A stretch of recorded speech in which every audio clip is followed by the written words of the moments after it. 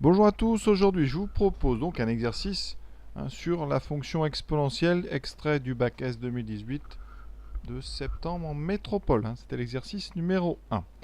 Donc, on nous dit qu'une étude statistique a été menée dans une grande ville entre le 1er janvier 2000 et le 1er janvier 2010 afin d'évaluer la proportion des ménages possédant une connexion Internet fixe. Voilà. On nous dit qu'au 1er janvier 2000, un ménage sur 8 était équipé d'une connexion Internet fixe et au 1er janvier 2010, 64%. Voilà. Et c'est là qu'intervient donc la fonction exponentielle. On vous dit que suite à cette étude, on a fait une modélisation et cette modélisation nous a donné une fonction définie sur 0 plus infini qui a pour formule donc ici 1 divisé par 1 plus k fois exponentielle moins at avec k et a qui sont deux constantes réelles. Donc g est une fonction qu'on appelle à paramètre. Il y a deux paramètres. T c'est le temps compté en années. Voilà. Et on part pour t égale 0. Ça sera donc 2000. Première question qui n'est pas facile, on va déterminer les valeurs exactes de k et de a. Il faut vérifier deux conditions. Ici, donc g de 0 vaut 1 huitième et g de 10 vaut 64 sur 100. Ça sera en pourcentage qui correspond à 60%. Et ce 1 huitième, évidemment, vous avez reconnu, c'est qu'au 1er janvier 2000, on avait un ménage sur 8. Donc 1 sur 8, 10 ans plus tard, on a 64% des ménages. Donc ces deux nombres correspondent aux données du texte. Voilà. Comment trouver les valeurs de k et de a? Pour être franc, c'est une question qui n'est pas facile. Vous allez voir, il y a beaucoup de calculs. Donc, on va traduire les deux informations qu'on nous donne. Donc, g de 0, c'est 1 sur 8. Ça va être équivalent à... On remplace dans l'expression de g, t par 0. Ça fait 1 sur 1 plus k exponentielle. Donc, a fois 0, ça fait 0. Donc, exponentielle 0 égale à 1 huitième. D'accord? Donc, ici... Exponentielle 0, ça vaut 1. Donc il me reste 1 sur 1 plus k égale à 1 huitième. On verra ce qu'on en fait après. On va traduire tout de suite la deuxième. G de 10, c'est 64 sur 100. On traduit ça. Ça fait donc 1 sur 1 plus k fois exponentielle de moins 10a. J'ai remplacé t par 10. Ça, c'est égal à 64 sur 100. Alors je vais le simplifier par 4. Ça fera 16 sur 25. Voilà, alors qu'est-ce qu'on fait? On a donc deux conditions à respecter, avec pas mal de fractions, donc on va faire des produits en croix, d'accord? Évidemment qu'un plus k est non nul, sinon on ne pourrait pas avoir l'égalité, donc ici, eh bien ça nous donnera 8 égale 1 plus k, avec un nombre k qui est forcément différent de moins 1, mais vous allez voir ici, on tombe sur 7 égale k, donc on a trouvé déjà la valeur de k. On peut remplacer dans la deuxième équation, ça fait 1 plus 7 fois exponentielle moins 10a qui vaut 16 sur 25. Et on va faire la même chose, un produit en croix, sachant qu'ici, dessous, 1 plus 7 exponentielle de moins 10a, c'est forcément différent de 0, parce que exponentielle, c'est strictement positif. Donc ça, c'est supérieur à 1. Produit en croix. Donc à gauche, 25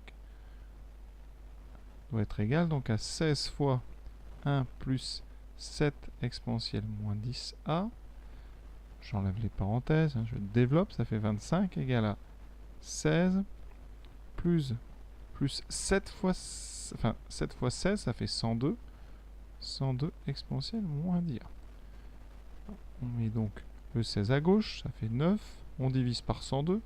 9 sur 102 est donc égal à exponentielle moins 10a. Et on va, vous voyez là, se débarrasser de l'exponentielle en passant au logarithme. Alors, on peut, parce que des deux côtés c'est positif. Ici on a 9 sur 102, donc ça fera ln de 9 sur 102 qui est égal à ln, je vais le mettre d'exponentielle moins 10a. Vous voyez bien qu'à droite, le ln et exponentielle vont s'annuler. Il nous reste donc ln de 9 sur 102 qui est égal à moins 10 fois. On n'a plus qu'à diviser par moins 10 et ça donne donc ici a égale donc ln de 9 sur 102 ici divisé par moins 10. Alors je vais mettre ça sous une forme plus sympa et on aura déjà fait une question. Comment faire pour mettre ça sous une forme plus sympa?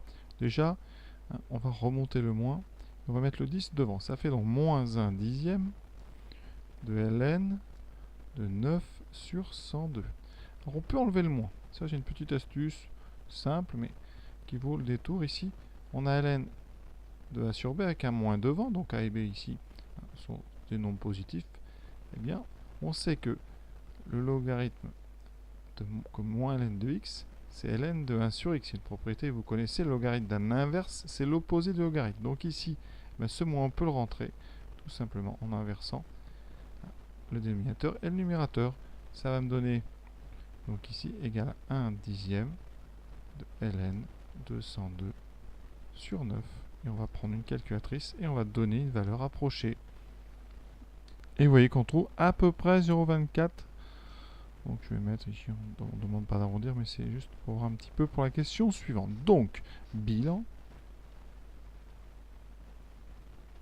On a dit que k était égal à 7 et a valait 1 sur 10 ln 202 sur 9. Pour ceux qui n'avaient pas changé le signe, ça fait moins 1 sur 10 ln de 9 sur 102, voilà, qui donne à peu près 0,24. Dans la question 2, on nous dit qu'on prendra k égale 7, donc c'est très rassurant, on vient de trouver 7, et a égale 0,25. Et là, vous voyez, on avait trouvé à peu près 0,24, donc c'est bon signe. On vous donne donc l'expression de la fonction. On a tout simplement remplacé k par 7. Ici, le a par 0,25, c'est-à-dire 1 quart. Voilà. Et on vous demande de montrer que la fonction g est croissante sur l'intervalle 0 plus l'infini. Alors, il existe deux méthodes. La première, je pense, c'est avec la dérivée, c'est ce qui vient le plus naturellement, donc en dérivant. Alors la fonction g, elle est évidemment, alors évidemment, c'est peut-être pas le mot qu'il faut dire, mais elle est dérivable. Parce que c'est ici, on a un dénominateur qui est dérivable, et comme on inverse, c'est qu'il est non nul, g est dérivable donc sur 0 plus l'infini. On va dériver ça. Alors, pour dériver, c'est intéressant parce que ça dérive d'un inverse. Donc, alors il y a deux méthodes. La plupart des élèves vont faire du u sur v. U sur v. Donc avec ici u qui vaut 1 et v qui vaut 1 plus 7 exponentielle de moins t sur 4, ce qui n'est pas si évident que ça à dériver, j'avoue. Et une deuxième méthode en utilisant tout de suite la dérivée de 1 sur u. Ici, avec u de x qui sera donc le dénominateur. Donc c'est deux méthodes. Alors je vais faire les deux pour montrer que les deux évidemment marchent. Alors quand on dérive avec u sur v, il faut u'. U' vaut 0. Et v, quand on dérive, c'est la dérivée de 7 exponentielle moins t sur 4. Alors ça, on va le faire à part. Donc exponentielle moins t sur 4, comment on dérive ça? Alors déjà, c'est sous la forme exponentielle, ici, d'une fonction u, avec donc u de t qui vaut moins t sur 4. Vous devez absolument connaître la formule qui permet de dériver des exponentielles. La dérivée d'exponentielle u, c'est u' e de u.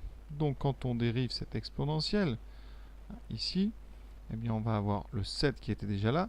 Et pour l'exponentielle, on aura donc un u' devant, u', ici, qui sera la dérivée donc de moins t sur 4, c'est-à-dire moins un quart. Donc, devant la dérivée, je vais avoir un moins un quart et l'exponentielle de moins t sur 4. Ça, il faut le savoir, d'accord? Donc ici, on va avoir u' e de u.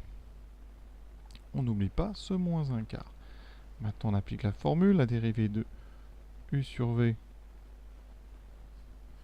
c'est donc u'v moins uv' sur v carré.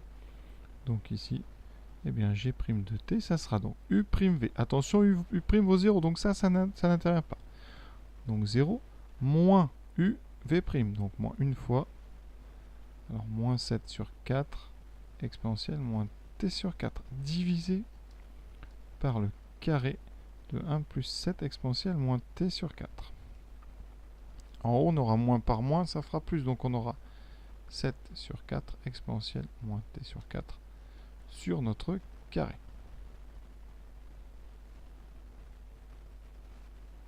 Voilà pour la première façon de dériver. Je vais faire la deuxième et après on étudiera le signe. Cette méthode avec l'inverse, c'est bien, ça nécessite de connaître la dérivée d'un sur u.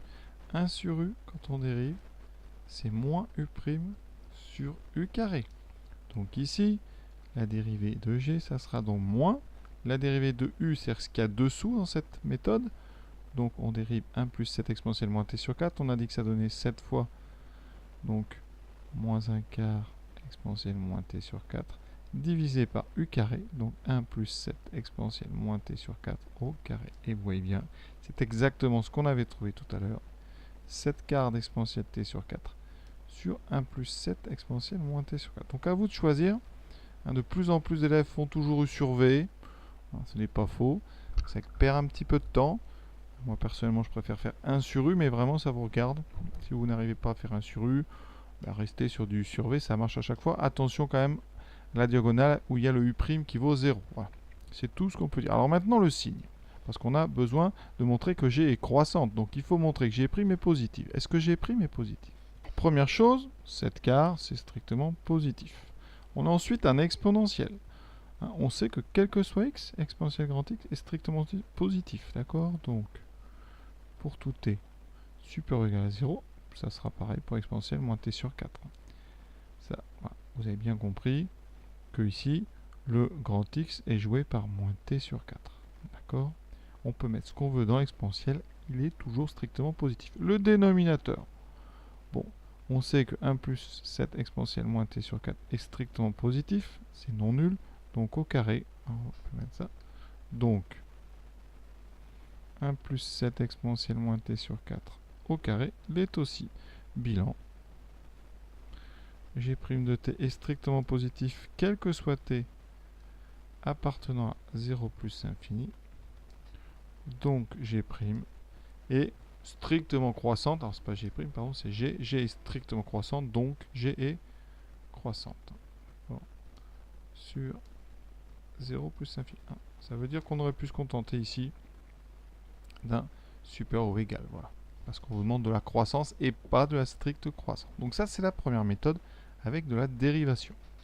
Cette méthode, c'est d'utiliser les composés, c'est-à-dire de prendre t et de reconstituer un petit peu la fonction g. Donc ici, ce qu'on peut dire, c'est que au départ, on calcule moins t sur 4.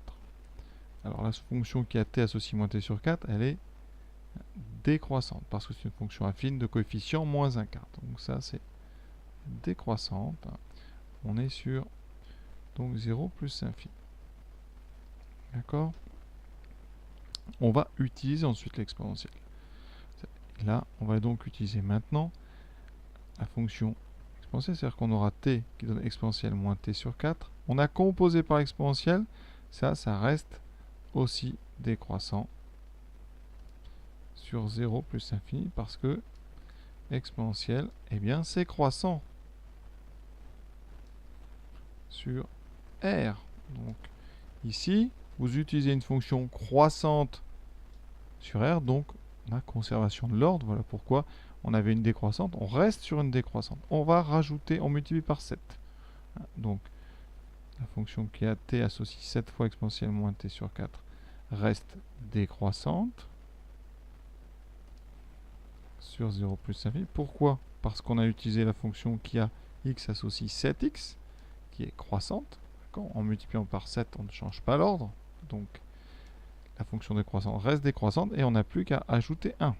Si on ajoute 1, ça n'est pas trop à dire. Ça ne change pas, ça reste décroissant. Toujours sur un intervalle de départ qui était 0 plus infini. Reste le plus dur. Maintenant, on a besoin d'inverser. Alors, qu'est-ce qu'on sait? On sait que la fonction kx associe 1 sur x, elle est décroissante. Parce qu'à l'inverse, elle est décroissante sur R plus étoile, sur les nombres positifs strictement. Or ici, quel que soit t, 1 plus 7 exponentielle moins t sur 4. Donc, ce nombre-là étant strictement positif, on va utiliser la fonction décroissante sur R plus étoile. Conclusion, eh bien, la fonction qui a t associe 1 sur 1 plus 7 exponentielle moins t sur 4, elle a inversé le sens décroissant ici, donc on a décroissante, décroissante, elle est donc croissante. C'est pas évident si vous n'avez pas beaucoup travaillé ça en première. Voilà. C'est donc l'utilisation successive de fonctions. Au départ, je répète, on a une fonction décroissante qu'on compose par une fonction exponentielle qui est croissante, donc décroissante composée par une croissance, ça reste décroissant. Ensuite, on compose avec une fonction 7x, donc ici qui est croissante, donc ça reste encore, ici ça n'a pas changé. Et par contre, en inversant, vous avez une deuxième décroissante, donc décroissante composée avec une décroissante, ça donne une croissante. Alors pour vous en rendre compte, on peut faire autrement. On va considérer par exemple T1 plus petit que T2. Et on peut reconstruire. Donc en multipliant par moins un quart, vous aurez moins un quart de T1 plus grand, parce que la multiplication par moins un quart inverse. Ensuite, on prend l'exponentiel. Lui, il ne change pas l'ordre. Donc on reste sur du supérieur. On multiplie par 7, je le fais ici. On rajoute 1, ça ne change pas, c'est très simple. Et ensuite, qu'est-ce qu'on fait? On inverse. On inverse sur une partie où on est strictement positif, et donc les inverses, eh bien, ça va ici rechanger de sens une deuxième fois à cause de la fonction inverse. Et voilà pourquoi eh bien, vous étiez parti de t plus petit que t2, et l'image de t1 est plus petit que l'image de t2. Donc la fonction conserve l'ordre, elle est donc croissante. Voilà, ça c'est une deuxième méthode, un petit peu plus longue à rédiger. Vous n'avez pas à dériver. Par contre, à expliquer, ça peut être un petit peu long. Voilà. Alors, à vous de choisir. Ça permet comme ça de parler un petit peu des fonctions composées, croissantes, décroissantes, etc. Maintenant, question B. Selon cette modélisation, peut-on affirmer qu'un jour, au moins 99% des ménages de cette ville seront équipés? Alors, il faut donc montrer qu'on va atteindre au moins une fois un nombre qui est supérieur ou égal à 0,99 avec la fonction G. Alors, on va essayer d'utiliser la question précédente parce que souvent dans un sujet comme ça, les questions se déduisent les unes des autres. Alors, comment utiliser la croissance? Eh bien, ici, on peut penser à faire un TVI. Un TVI pour montrer que le nombre 0,99 est atteint. D'accord? Comme la fonction est croissante, dès qu'il est atteint, on sait qu'on aura atteint, qu'on va finir par atteindre, effectivement, après, eh bien, tous les nombres plus grands. Donc, eh bien, on va faire un TVI. Alors, qu'est-ce qui se passe? Il nous faut G de 0. G de 0, c'est 1 sur 8. C'est donné dans le texte. Vous pouvez remplacer sinon ici T par 0 ensuite. On va regarder la limite en plus l'infini. Pour faire un TVI, c'est bien d'avoir les limites. Alors, donc limite en plus l'infini. Après, je vous montrerai une deuxième méthode en résolvant une inéquation. En plus l'infini, qu'est-ce qu'on a? La limite, donc quand t est envers plus l'infini de moins t sur 4, c'est moins l'infini. Ça, je vais le mettre à l'intérieur d'un exponentiel. Donc j'ai besoin de l'exponentiel, ici, quand x est envers moins l'infini. Parce que c'est moins t sur 4 que je vais mettre dans l'exponentiel. Donc le moins l'infini ici, c'est celui que vous aviez trouvé comme résultat de la première limite. Ça, c'est de la composition. La limite d'exponentielle en moins l'infini, c'est 0. Donc là, par composer, la limite, donc quand t est envers plus l'infini d'exponentielle moins t sur 4, c'est donc l'exponentielle en moins l'infini, c'est 0. On va multiplier par 7 et rajouter 1. Et le reste, après on inverse, donc ça c'est tout simple. La limite quand t est envers plus l'infini de g de t, ça sera donc 1 sur 1 plus 7 fois 0, c'est-à-dire 1.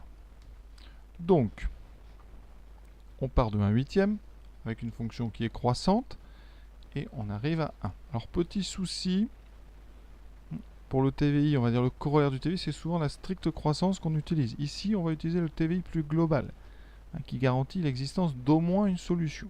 Ce TVI, je vais le rédiger correctement. Donc ici, on est sur l'intervalle 0 plus infini. Qu'est-ce qu'on a? La fonction g est continue. Pourquoi? Eh bien, on l'a dérivée. Et on sait que dérivable implique la continuité. Ensuite, g est croissante. Moi, j'ai montré qu'elle était strictement, donc on pourrait très bien le dire. Mais on va rester sur cette idée d'utilisation de la question 2a. G est croissante. G de 0, c'est donc 1/8. D'accord? 1/8, ça fait 0,125. Et la limite de g en plus l'infini, c'est 1. Conclusion, d'après le TVI, le vrai TVI, parce qu'en fait, celui qu'on applique très souvent en terminale, c'est un corollaire, c'est une conséquence. On peut l'appeler TVI, mais ça reste une conséquence du TVI plus général. D'après le théorème des valeurs intermédiaires, le TVI, l'équation donc G de T égale 0,99 admet au moins une solution. Voilà. Conclusion, eh bien effectivement, on peut donc affirmer qu'un jour, au moins 99% seront atteints. D'ailleurs, la fonction étant croissante, dès que vous avez cette solution, tous les nombres qui sont plus grands constitueront une autre solution de notre problème, puisque on a une fonction croissante. Alors, si on appelle cette solution par exemple T1, voilà, on sait donc, je vais dire un verbe, voilà, on sait donc que pour tout nombre t supérieur ou égal à T1, g de t sera supérieur ou égal à 0,89. On a montré la croissance simple, donc on peut très bien avoir toujours 0,99 après. On est sûr que ça ne baissera plus. Pour affirmer qu'on va monter, il faudra la stricte croissance. Alors on est sûr qu'à un moment ça va augmenter parce que la limite c'est 1. D'accord? Mais ça peut être très très loin. Là, on ne sait pas, on n'a pas d'idée de temps. Donc c'est pour ça que cette question, on peut la faire d'une deuxième manière, en résolvant une inéquation. Et petite remarque, pour ceux qui veulent le rédiger avec le TVI classique, ce qu'on appelle le corollaire du TVI, ou alors autrement appelé le théorème de la bijection, il faut rajouter un petit truc. Il faudra avoir montré avant ici que la fonction est strictement croissante en question A. Donc ici, vous allez rajouter strictement croissante. Et là, d'après le TVI, l'équation admet exactement une solution qui s'appelle T1. Et comme elle est croissante après, eh bien pour tout T1, on aura G de T supérieur ou égal à 0,99. Voilà. C'est quasiment la même chose. Nuance, hein, il faut avoir montré la stricte monotonie à la question de A. Donc il faudra y avoir pensé. Sinon, vous utilisez le théorème plus simple, plus général, mais qui ne garantit pas l'unicité de la solution. Voilà. Quelle inéquation on peut résoudre? Eh bien, on résout G de t supérieur ou égal à 0,99. Ce qui correspond à résoudre 1 sur 1 plus 7 exponentielle moins t sur 4 supérieur ou égal à 0,99. Donc pour résoudre une équation comme ça, on va se débarrasser du quotient. Peut-on faire un produit en croix? Oui, parce que 1 plus 7 exponentielle moins t sur 4 est un nombre strictement positif. Il est plus grand que 1. Donc on peut très bien multiplier des deux côtés par 1 plus 7 exponentielle moins t sur 4. Ça donne 1 supérieur ou égal à 0,99 fois 1 plus 7 exponentielle moins t sur 4. On va donc maintenant développer 1 supérieur ou égal à 0,99 plus 0,99 fois 7 qui va me donner, alors c'est assez simple parce que vous enlevez 1%, donc vous enlevez 0,07, donc ça va donner 7 moins 0,07, ça fait 6,93 fois exponentielle moins t sur 4. Ensuite, on va mettre le 0,89 à gauche par soustraction, donc ça fera 1 moins 0,99, ça fera 0,01, plus grand que 6,93 exponentielle moins t sur 4. On y est presque. On divise par 6,93. Alors je vais remettre dans l'autre sens. Ici, ça fait 6,93 exponentielle moins t sur 4 plus petit que 0,01. Je divise par 6,93 qui est positif, ça me fait exponentielle moins t sur 4 plus petit que 0,1 sur 6,93.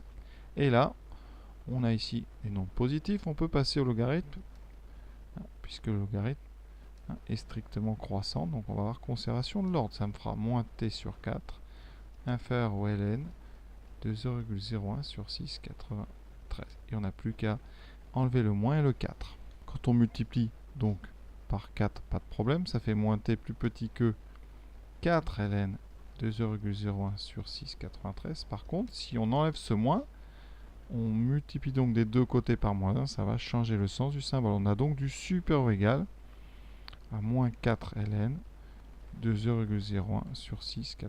Vous pouvez l'écrire comme ça sur la machine, sinon vous pouvez enlever le moins. Ce qui donne donc t supérieur ou égal à 4 fois ln de 6,93 sur 0,01. Et donc, quand on divise par 0,01, ça multiplie par 100. Ça fait t plus grand que 4 ln de 693. Et on va regarder la machine, combien ça donne. Ça donne, vous voyez, 26,2. Donc ici, on va noter à peu près 26,2. Conclusion.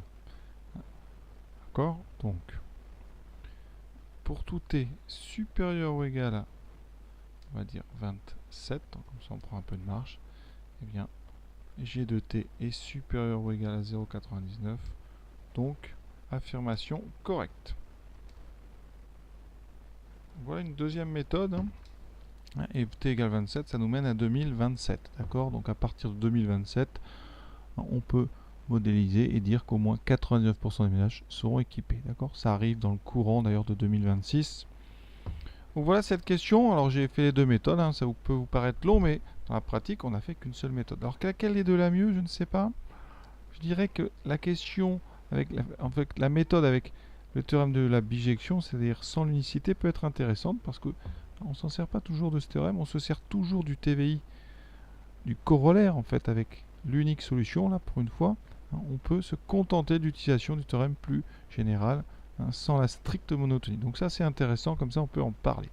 Et vous pouvez y réfléchir. La deuxième méthode, c'est quand même très bien, c'est la résolution d'une équation avec des manipulations ici de logarithme d'exponentielle, donc c'est très bien aussi. Donc un bel exercice pour l'instant, loin d'être si simple qu'il n'y paraît. Voilà.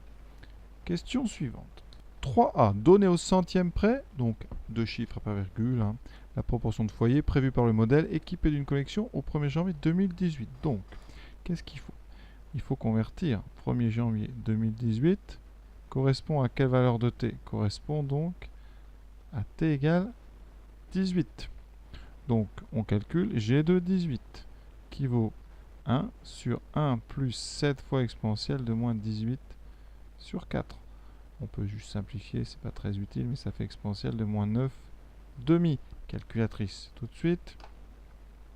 Donc, 1 divisé par parenthèse, donc 1 plus 7 exponentielle, donc moins 9 divisé par 2. Sur les modèles plus récents, il y a un petit peu moins de parenthèses, c'est mieux écrit. Et ça donne, oui, arrondi. Donc au centième, ça fait 0,927, enfin 0,928, on arrondit à 0,93. Donc ici, à peu près 0,93. Donc voilà cette question. Bon, c'est très simple. C'est juste l'occasion de traduire une date. Mais vraiment, je pense qu'il n'y a pas de piège. On va se servir de ce 0,93 dans la question d'après. Donc important de ne pas se tromper. Alors cette question B, c'est une question sur les intervalles de fluctuation asymptotiques, parce que vous voyez qu'à la fin, parce que souvent il y a une petite ambiguïté, lequel on utilise, fluctuation asymptotique ou intervalle avec des estimations. Ici, le doute est levé. On fait un intervalle de fluctuation asymptotique. Donc je vais vous rappeler la formule. Et on va quand même bien lire le texte. Donc ici, certains statisticiens pensent que la modélisation par la fonction G doit être mise en cause. Et donc, on va faire un sondage. Ce sondage, qu'est-ce qu'il nous dit? Eh bien, sur 1000 foyers, 880 étaient équipés d'une connexion fixe, et ça, c'est en 2018. Voilà. Qu'est-ce qu'on sait en 2018? Ça, c'est important. En 2018, la proportion, d'après la modélisation, c'est donc 0,93. Ça, c'est la question précédente. D'accord? On a un échantillon de taille ici n égale 1000, on a 1000 foyers. D'accord? Et la fréquence de cet échantillon, c'est la lettre F, ça sera, donc ici on a entre 880 sur 1000. Donc 880 sur 1000, quand on divise par 1000, c'est simple, on décale la virgule de 3, ça fait 0,88. Voilà. Alors qu'est-ce que c'est que la formule de l'intervalle de fluctuation asymptotique? Tout d'abord, il faut justifier. On ne peut pas toujours utiliser un intervalle de fluctuation asymptotique, il faut des conditions, et ces conditions, elles sont au nombre de 3. Première, c'est sur la taille de l'échantillon. La taille doit être supérieure à 30. Ici, on a dit, l'échantillon a une taille de 1000, qui est bien supérieure strictement à 30. D'accord? Donc ça, c'est bon. Ensuite, il faut que la taille, donc n multipliée par la proportion globale, ici, donc n fois p, il faut que ce nombre soit supérieur ou égal à 5. Ici, n fois p, ça fait donc 1000 fois 0,93, qui fait 930, qui est bien supérieur ou égal à 5, très largement. Troisième condition, n fois 1 moins p aussi doit être plus grand que 5, donc ça fait 1000 fois 0,07, ce qui fait 1000 fois 0,07, donc 70, c'est bien plus grand que 5. Donc, on peut utiliser un intervalle de fluctuation asymptotique. Voilà. Je raccourcis un peu parce que c'est long. La formule de cet intervalle, hein, à 95%, eh bien, vous devez absolument la connaître, c'est P, la proportion, moins à la racine carrée de P fois 1 moins P sur N. Et tout ça multiplié, j'ai oublié devant, hein, multiplié par 1,96. Alors je vais le mettre devant. Voilà, et deuxième borne, P plus 1,96, racine de P fois 1P sur N. Ça, c'est donc l'intervalle qu'on obtient avec la valeur de P et la taille de l'échantillon. D'accord? Et après, notre échantillon, il aura une certaine fréquence petit f et on vérifiera si cette fréquence est à l'intérieur de cet intervalle ou pas. Donc je vais d'abord déterminer à la machine, hein, les valeurs de ces deux bornes. Voilà, j'ai tapé pour gagner un petit peu de temps. Je trouve pour la borne gauche, ici 0,91418, etc. Celle-là, il faut l'arrondir. Hein, ici, il faut que l'intervalle soit un petit peu plus grand que le vrai. Donc vous devez arrondir la valeur exacte un petit peu par défaut. Donc ici, si je garde 3 chiffres après virgule, eh bien, je vais garder 0,914. D'accord? Maintenant, je vais calculer la deuxième borne. Pour ça, normalement, on revient en arrière et on va juste changer. Vous allez voir, ça va être très vite. Le moins ici, en plus. Donc on fait delete, on met un plus à la place. Et on a 0,945,8, etc. Qu'on doit arrondir parce que c'est la borne droite. Pour agrandir un petit peu l'intervalle, hein, eh bien, ici, on doit arrondir par excès. Donc je vais garder 0,946. Voilà, ça c'est votre intervalle de fluctuation arrondi pour qu'il soit un tout petit peu plus grand que le vrai, parce que si vous le réduisez, vous aurez peut-être moins de 95%, donc hein, par habitude, je vous le dis, par défaut à gauche, par excès à droite. Ensuite, qu'est-ce qu'il nous reste à faire? Eh bien, la fréquence, ici, l'échantillon, d'accord, a une fréquence f égale à 0,88. Or, 0,88 n'appartient pas à notre intervalle à 95%.